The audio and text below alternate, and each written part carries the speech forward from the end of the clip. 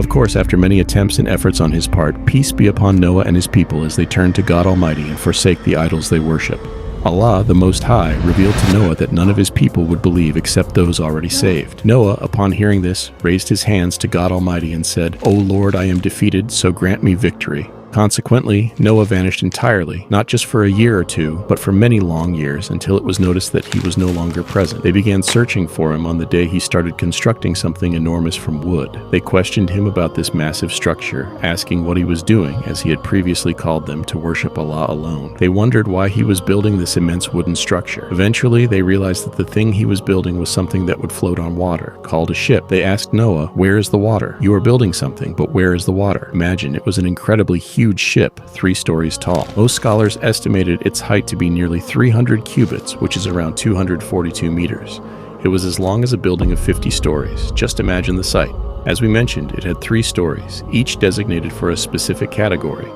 The first floor was for animals and beasts, all the creatures that walk. The middle floor was for humans, and the upper floor was for birds. The ship's door was on its side, and it had a covering from above so that the water descending from the sky wouldn't enter the ship. Its exterior resembled a ship, but it was covered from above, making it somewhat akin to a submarine. A remarkable sight indeed. After many years of construction and effort in building this ship, Noah completed it. Allah, the Most High, then revealed to Noah, instructing him that when our command comes to pass and the furnace overflows, embark with pairs of every creature except those whom the decree has preceded. Then came a command from Allah, stating, "Do not address me concerning those who have wronged. They are to be drowned." Allah, the Most High, responded to Noah's prayer the day he said, "I am defeated, so grant me victory."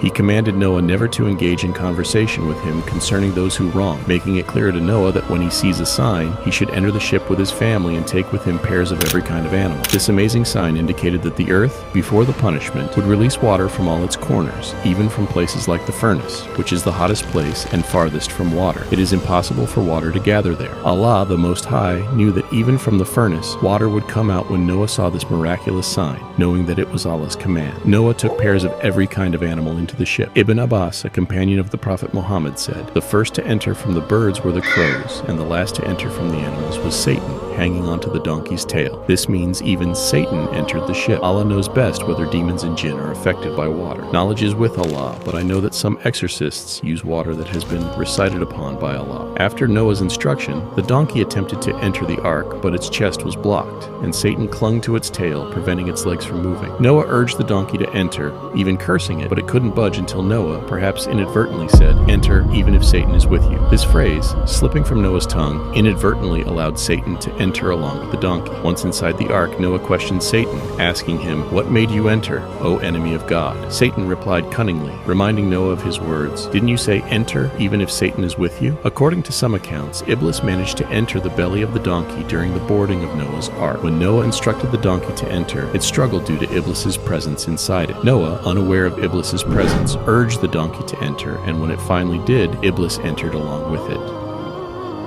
So that's the end of everything. Forget it. The signs of torment began to appear, and the atmosphere turned strange and frightening as rain started pouring from the sky. The children of Noah, all descendants of Sam, Ham, and Japheth, except for one, gathered. The water began to spread everywhere, and as the signs became more evident, the sky began to clear from the water. The gates of heaven opened, and abundant, heavy rain poured down from the sky. Allah the Almighty says, "So we opened the gates of the heaven with water pouring forth in torrents. The earth burst with springs, and the water descended heavily from the sky. The earth erupted with springs from every corner, as Allah the Almighty says, and we caused the earth to burst with springs, and the waters met for a matter already predestined. The waves became huge like mountains, and Noah in the ark searched for his son, calling out to him everywhere. Fear and sorrow appeared on Noah's face, and he became tense, wondering where his son was amidst these signs. Allah the Almighty says, "And it was said, O earth, swallow your water, and O sky, withhold your rain. And the water subsided, and the matter was accomplished. And the ship came to rest on the mountain of Judea. And it was said, Away with the wrongdoing people." Noah cried out to his son, saying, "O my son, come aboard with us and be not with the disbelievers." But his son refused, seeking refuge on the mountain, thinking it would protect him from the water. Then suddenly a wave separated them, and Noah saw his son drowning. With his heart filled with grief, Noah prayed, "My Lord, indeed my son is of my family, and indeed your promise is true, and you are the most just of judges." Allah replied, "O Noah, indeed he is not of your family. Indeed he is one whose work was other than righteous. So ask me not for that about which you have no knowledge. Indeed I advise you lest you be among the ignorant." The reality of the situation terrified Noah, and he sought refuge in Allah, saying, "My Lord, I seek refuge in you from asking that of which I have no knowledge. Unless you forgive me and have mercy upon me, I will be among the losers." Noah's heart was not attached to his son alone, but he was concerned for all those who loved the disbelievers more than the believers. This was Noah, whose heart did not incline toward those who disbelieved. Men at my back, and you stand alone and defy me?